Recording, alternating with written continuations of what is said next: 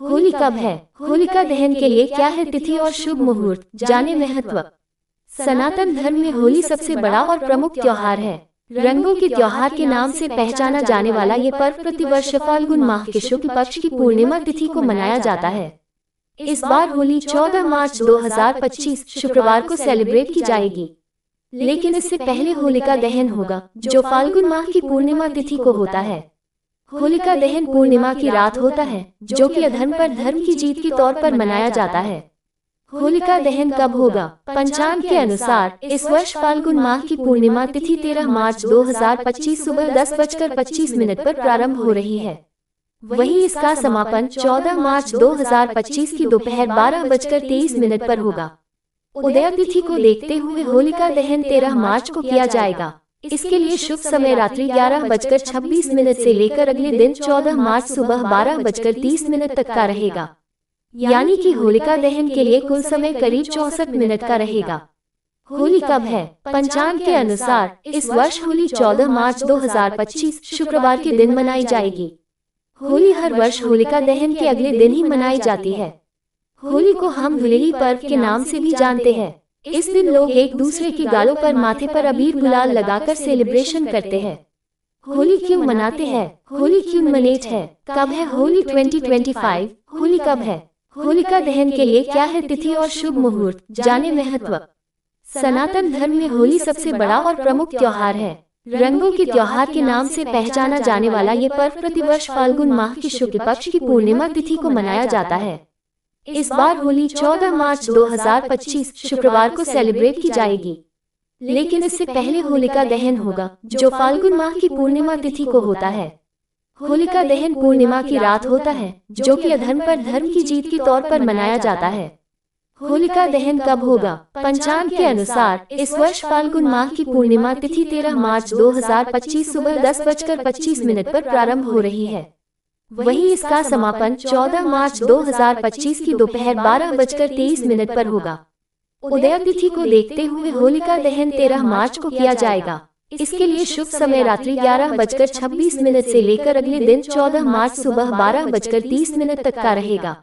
यानी कि होलिका दहन के लिए कुल समय करीब 64 मिनट का रहेगा। होली क्यों मनाते हैं? होली क्यों मनाते हैं? एक पौराणिक कथा के अनुसार पुराने समय में असुर सम्राट राजा हिरण्यकश्यप हुआ करते थे। उनका बेटा प्रहलाद भगवान विष्णु की भक्ति में लगा रहता था, जो राजा को पसंद नहीं था। हिरण्यकश्यप चाहते थे कि उनकी प्रजा की तरह उनका बेटा भी उन्हें भी भगवान के स्वरूप में माने, लेकिन वह अपने बेटे को समझाने में असफल रहा, जिसके बाद उसने बेटे प्रहलाद को मारने के लिए कई जतन किए, लेकिन भगवान विष्णु की भक्ति के प्रताप से प्रहलाद का कुछ नहीं बिगड़ा। अंत में हिरण्यकश्यप ने अपनी बहन होलिका से कहा कि वह प्रहलाद को गोद में लेकर अग्नि में बैठ जाए, ताकि प्रहलाद का अंत हो सके। दरअसल होलिका को ब्रह्मा जी का वरदान था कि वह अग्नि में जल नहीं सकती, इसलिए हिरण्यकश्यप के कहने पर वह प्रहलाद को लेकर अग्नि में बैठ गई। लेकिन विष्णु कृपा ऐसी हुई कि होलिका अग्नि में जलकर स्वाहा हो गई और प्रहलाद फिर बच गया। इसलिए होलिका दहन प्रतिवर्ष किया जाता है। पहली होली भगवान शिव ने खेली थी। होली की वो पौराणिक कथाएं जो शायद ही सुनी होंगी। ये कथाएं प्रहलाद और हिरण्यकश्यप वाली कथा से अलग हैं। आज होली है। होली का नाम आते ही हमें रंग दिखाई देने लगते हैं, मौज मस्ती और पकवान। लेकिन होली मनाने की शुरुआत कब हुई? यूं तो होली भारत के सबसे प्राचीन पर्वों में से एक है, लेकिन इसकी शुरुआत को लेकर कोई पुख्ता जवाब नहीं है। कुछ पौराणिक कथाएं, कहानियां जरूर प्रचलित हैं। उनमें सबसे ज्यादा सुनी सुनाई जाने वाली कथा है हिरण्यकश्यप और विष्णु भक्त प्रहलाद की, होलिका दहन की। लेकिन इसके अलावा भी कई कथाएं हैं जो राधा कृष्ण और शिव पार्वती से जुड़ी हैं। राधा और कृष्ण की कथा। एक कथा के अनुसार रंग वाली होली खेलने का संबंध श्री कृष्ण और ब्रज की राधा से है। धार्मिक मान्यता है कि श्री कृष्ण ने ग्वालों के संग मिलकर होली खेलने की प्रथा शुरू की थी। एक कहानी जो सुनाई जाती है वो ये है कि श्री कृष्ण का रंग सांवला था और राधा गोरी थी। आपने भी वो गाना सुना होगा, यशोमती मैया से बोले नंद लाला, राधा क्यों गोरी। तो कृष्ण अपनी माँ से अक्सर यही शिकायत किया करते थे। यशोदा जी ने कृष्ण से कहा कि जो तुम्हारा रंग है उसी रंग को राधा के चेहरे पर भी लगा दो, इससे तब तुम्हारा और राधा का रंग एक जैसा हो जाएगा। कृष्ण ने अपनी माँ के कहे अनुसार ग्वालों के साथ मिलकर रंग तैयार किए और ब्रज में राधा रानी को रंग लगाने पहुँच गए। तभी से रंग वाली होली का चलन शुरू हो। पहली होली भगवान शिव ने खेली थी। होली की वो पौराणिक कथाएं जो शायद ही सुनी होंगी। ये कथाएं प्रहलाद और हिरण्यकश्यप वाली कथा से अलग हैं। होली की शुरुआत कब से हुई, इन कथाओं से जाना जा सकता है। 8 मार्च 2023 अपडेटेड 8 मार्च 2023 11:30 IST। आज होली है। होली का नाम आते ही हमें रंग दिखाई देने लगते हैं, मौज मस्ती और पकवान। लेकिन होली मनाने की शुरुआत कब हुई? यूं तो होली भारत के सबसे प्राचीन पर्वों में से एक है, लेकिन इसकी शुरुआत को लेकर कोई पुख्ता जवाब नहीं है। कुछ पौराणिक कथाएं, कहानियां जरूर प्रचलित हैं। उनमें सबसे ज्यादा सुनी सुनाई जाने वाली कथा है हिरण्यकश्यप और विष्णु भक्त प्रहलाद की होलिका दहन की। लेकिन इसके अलावा भी कई कथाएं हैं जो राधा कृष्ण और शिव पार्वती से जुड़ी हैं। राधा और कृष्ण की कथा। एक कथा के अनुसार रंग वाली होली खेलने का संबंध श्री कृष्ण और ब्रज की राधा से है। धार्मिक मान्यता है कि श्री कृष्ण ने ग्वालों के संग मिलकर होली खेलने की प्रथा शुरू की थी। एक कहानी जो सुनाई जाती है वो ये है कि श्री कृष्ण का रंग सांवला था और राधा गोरी थी। आपने भी वो गाना सुना होगा, यशोमती मैया से बोले नंद लाला राधा क्यों गोरी। तो कृष्ण अपनी माँ से अक्सर यही शिकायत किया करते थे। यशोदा जी ने कृष्ण से कहा कि जो तुम्हारा रंग है उसी रंग को राधा के चेहरे पर भी लगा दो, इससे तब तुम्हारा और राधा का रंग एक जैसा हो जाएगा। कृष्ण ने अपनी माँ के कहे अनुसार ग्वालों के साथ मिलकर रंग तैयार किए और ब्रज में राधा रानी को रंग लगाने पहुँच गए। तभी से रंग वाली होली का चलन शुरू हो गया। कृष्ण के हाथों पूतना वध की कथा। होली पर कृष्ण और उनके मामा कंस से जुड़ी एक और कथा सुनाई जाती है। कंस नाम के राजा के लिए भविष्यवाणी हुई थी कि उसकी बहन का 8वां बेटा उसकी मृत्यु का कारण बनेगा। इस भविष्यवाणी के बाद कंस ने अपनी बहन देवकी और उनके पति वासुदेव को जेल में कैद कर दिया था। कंस उनके नवजात बच्चों को मार दिया करता था। जब कंस को पता चला कि उसकी बहन देवकी और वासुदेव के 8वें बेटे का जन्म हो गया है और वो गोकुल में है, तब उसने गोकुल में जन्म लेने वाले हर शिशु की हत्या करने की योजना बनाई। इसके लिए उसने पूतना नाम की राक्षसी को गोकुल भेजा। पूतना ने एक सामान्य महिला का रूप बनाया। वह शिशुओं को अपना दूध पिलाने के बहाने विष पिलाने लगी, लेकिन कृष्ण ने उसकी सच्चाई जान ली और पूतना का वध कर दिया। कहा जाता है कि वो दिन फाल्गुन पूर्णिमा का था, इसलिए पूतना के वध की खुशी में होली मनाई जाने लगी।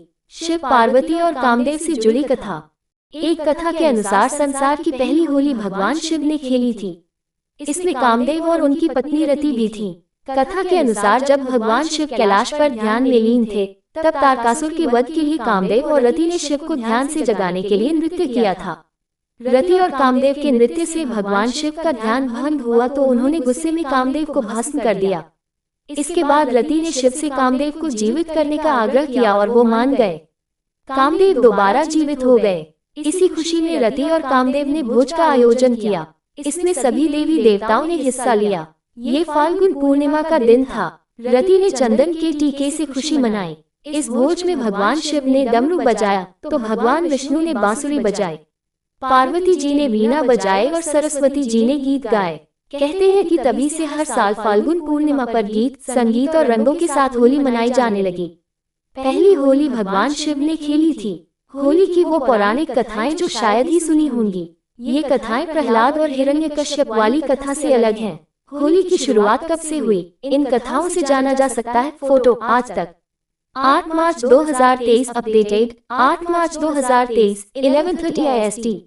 आज होली है। होली का नाम आते ही हमें रंग दिखाई देने लगते हैं, मौज मस्ती और पकवान। लेकिन होली मनाने की शुरुआत कब हुई? यूं तो होली भारत के सबसे प्राचीन पर्वों में से एक है, लेकिन इसकी शुरुआत को लेकर कोई पुख्ता जवाब नहीं है। कुछ पौराणिक कथाएं, कहानियां जरूर प्रचलित हैं।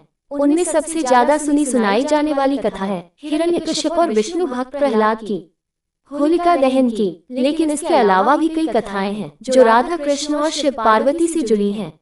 राधा और कृष्ण की कथा। एक कथा के अनुसार रंग वाली होली खेलने का संबंध श्री कृष्ण और ब्रज की राधा से है। धार्मिक मान्यता है कि श्री कृष्ण ने ग्वालों के संग मिलकर होली खेलने की प्रथा शुरू की थी। एक कहानी जो सुनाई जाती है वो ये है कि श्री कृष्ण का रंग सांवला था और राधा गोरी थी। आपने भी वो गाना सुना होगा, यशोमती मैया से बोले नंद लाला राधा क्यों गोरी। तो कृष्ण अपनी माँ से अक्सर यही शिकायत किया करते थे। यशोदा जी ने कृष्ण से कहा कि जो तुम्हारा रंग है उसी रंग को राधा के चेहरे पर भी लगा दो, इससे तब तुम्हारा और राधा का रंग एक जैसा हो जाएगा। कृष्ण ने अपनी माँ के कहे अनुसार ग्वालों के साथ मिलकर रंग तैयार किए और ब्रज में राधा रानी को रंग लगाने पहुँच गए। तभी से रंग वाली होली का चलन शुरू हो गया। कृष्ण के हाथों पूतना वध की कथा। होली पर कृष्ण और उनके मामा कंस से जुड़ी एक और कथा सुनाई जाती है। कंस नाम के राजा के लिए भविष्यवाणी हुई थी कि उसकी बहन का 8वां बेटा उसकी मृत्यु का कारण बनेगा। इस भविष्यवाणी के बाद कंस ने अपनी बहन देवकी और उनके पति वासुदेव को जेल में कैद कर दिया था। कंस उनके नवजात बच्चों को मार दिया करता था। जब कंस को पता चला कि उसकी बहन देवकी और वासुदेव के 8वें बेटे का जन्म हो गया है और वो गोकुल में है, तब उसने गोकुल में जन्म लेने वाले हर शिशु की हत्या करने की योजना बनाई। इसके लिए उसने पूतना नाम की राक्षसी को गोकुल भेजा। पूतना ने एक सामान्य महिला का रूप बनाया। वह शिशुओं को अपना दूध पिलाने के बहाने विष पिलाने लगी, लेकिन कृष्ण ने उसकी सच्चाई जान ली और पूतना का वध कर दिया। कहा जाता है कि वो दिन फाल्गुन पूर्णिमा का था, इसलिए पूतना के वध की खुशी में होली मनाई जाने लगी। शिव, पार्वती और कामदेव से जुड़ी कथा। एक कथा के अनुसार संसार की पहली होली भगवान शिव ने खेली थी। इसमें कामदेव और उनकी पत्नी रति भी थी। कथा के अनुसार जब भगवान शिव कैलाश पर ध्यान में लीन थे, तब तारकासुर के वध के लिए कामदेव और रति ने शिव को ध्यान से जगाने के लिए नृत्य किया था। रति और कामदेव के नृत्य से भगवान शिव का ध्यान भंग हुआ तो उन्होंने गुस्से में कामदेव को भस्म कर दिया। इसके बाद रति ने शिव से कामदेव को जीवित करने का आग्रह किया और वो मान गए। कामदेव दोबारा जीवित हो गए। इसी खुशी में रति और कामदेव ने भोज का आयोजन किया। इसमें सभी देवी देवताओं ने हिस्सा लिया। ये फाल्गुन पूर्णिमा का दिन था। रति ने चंदन के टीके से खुशी मनाई। इस भोज में भगवान शिव ने डमरू बजाया तो भगवान विष्णु ने बांसुरी बजाई, पार्वती जी ने वीणा बजाए और सरस्वती जी ने गीत गाए। कहते हैं कि तभी से हर साल फाल्गुन पूर्णिमा पर गीत, संगीत और रंगों के साथ होली मनाई जाने लगी।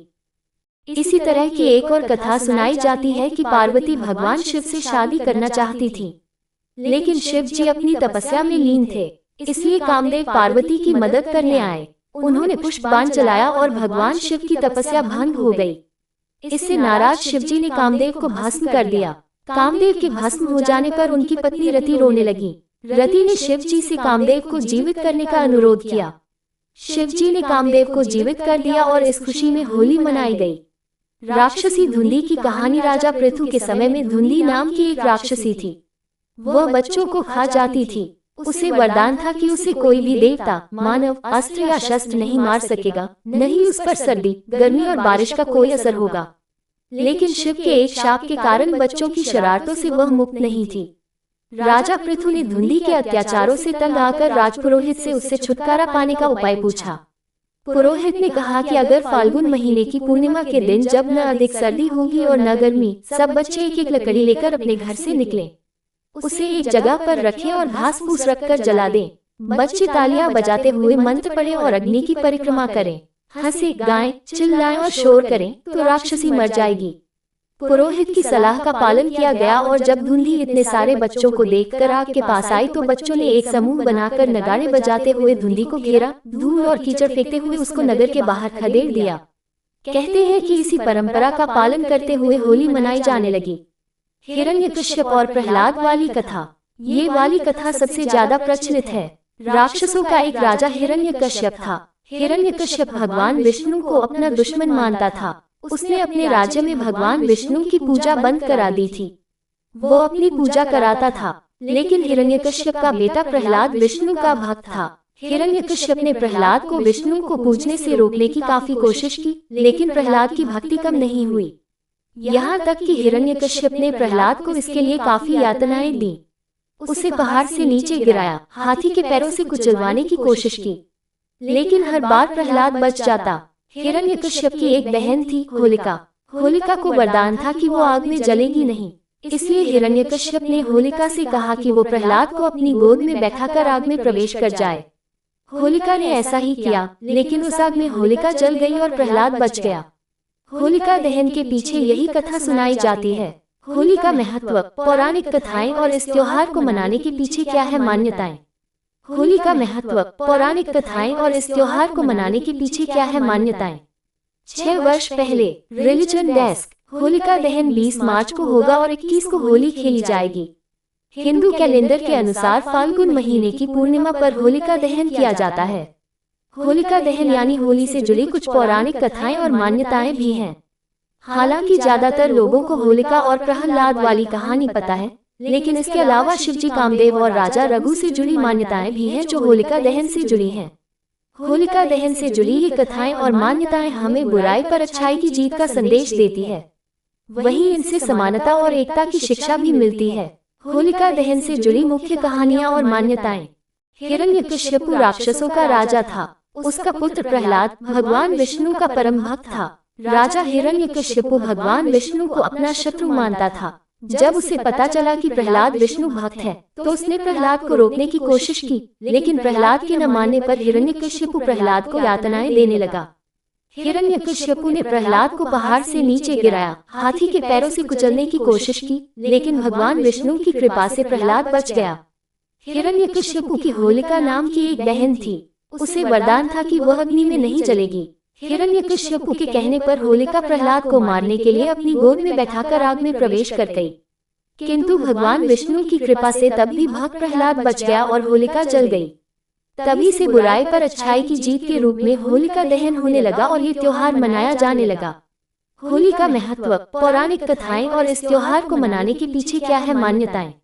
6 वर्ष पहले रिलीजन डेस्क। होलिका दहन 20 मार्च को होगा और 21 को होली खेली जाएगी। हिंदू कैलेंडर के अनुसार फाल्गुन महीने की पूर्णिमा पर होलिका दहन किया जाता है। होलिका दहन यानी होली से जुड़ी कुछ पौराणिक कथाएं और मान्यताएं भी हैं।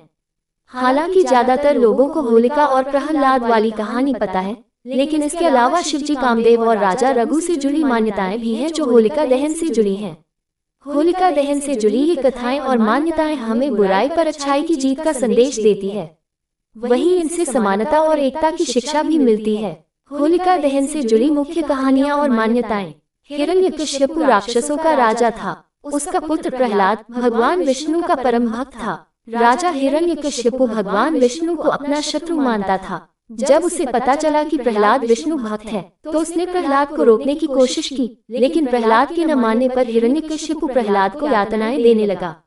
हिरण्यकश्यपु ने प्रहलाद को पहाड़ से नीचे गिराया, हाथी के पैरों से कुचलने की कोशिश की, लेकिन भगवान विष्णु की कृपा से प्रहलाद बच गया। हिरण्यकश्यपु की होलिका नाम की एक बहन थी। उसे वरदान था कि वह अग्नि में नहीं जलेगी। हिरण्यकश्यपु के कहने पर होलिका प्रहलाद को मारने के लिए अपनी गोद में बैठाकर आग में प्रवेश कर गई, किंतु भगवान विष्णु की कृपा से तब भी भक्त प्रहलाद बच गया और होलिका जल गई। तभी से बुराई पर अच्छाई की जीत के रूप में होलिका दहन होने लगा और ये त्योहार मनाया जाने लगा। शिवजी और कामदेव को किया था भस्म। इंद्र ने कामदेव को भगवान शिव की तपस्या भंग करने का आदेश दिया। कामदेव ने उसी समय वसंत को याद किया और अपनी माया से वसंत का प्रभाव फैलाया। इससे सारे जगत के प्राणी काम मोहित हो गए। कामदेव का शिव को मोहित करने का ये प्रयास होली तक चला। होली के दिन भगवान शिव की तपस्या भंग हुई। उन्होंने रोष में आकर कामदेव को भस्म कर दिया तथा ये संदेश दिया कि होली पर काम, मोह, इच्छा, लालच, धन, मद इनको अपने पर हावी न होने दें। तब से ही होली पर वसंत उत्सव एवं होली जलाने की परंपरा प्रारंभ हुई। इस घटना के बाद शिवजी ने माता पार्वती से विवाह की सम्मति दी, जिससे सभी देवी देवताओं, शिवगणों, मनुष्यों में हर्षोल्लास फैल गया। उन्होंने एक दूसरे पर रंग गुलाल उड़ाकर जोरदार उत्सव मनाया, जो आज होली के रूप में घर घर मनाया जाता है। ये भी एक कारण है होली मनाने का। राजा रघु के राज्य में धुंधा नाम की एक राक्षसी ने शिव से अमृतत्व प्राप्त कर लोगों को, खासकर बच्चों को सताना शुरू कर दिया। भयभीत प्रजा ने अपनी पीड़ा राजा रघु को बताई। तब राजा रघु के पूछने पर महर्षि वशिष्ठ ने बताया कि शिव के वरदान के प्रभाव से उस राक्षसी की देवता, मनुष्य, अस्त्र शस्त्र या ठंड, गर्मी या बारिश से मृत्यु संभव नहीं, किंतु शिव ने ये भी कहा है कि खेलते हुए बच्चों का शोरगुल या हुदंग उसकी मृत्यु का कारण बन सकता है। अतः ऋषि ने उपाय बताया कि फाल्गुन पूर्णिमा का दिन शीत ऋतु की विदाई का तथा ग्रीष्म ऋतु के आगमन का होता है। उस दिन सारे लोग एकत्र होकर आनंद और खुशी के साथ हंसे, नाचे, गाएं, तालियां बजाएं। छोटे बच्चे निकलकर शोर मचाएं, लकड़ियां, घास, उपले आदि इकट्ठा कर मंत्र बोलकर उनमें आग जलाएं, अग्नि की परिक्रमा करें व उसमें होम करें। राजा द्वारा प्रजा के साथ इन सब क्रियाओं को करने पर अंततः धुंधा नामक राक्षसी का अंत हुआ। इस प्रकार बच्चों पर से राक्षसी बाधा तथा प्रजा के भय का निवारण हुआ। ये दिन ही होलिका तथा कालांतर में होली के नाम से लोकप्रिय हुआ।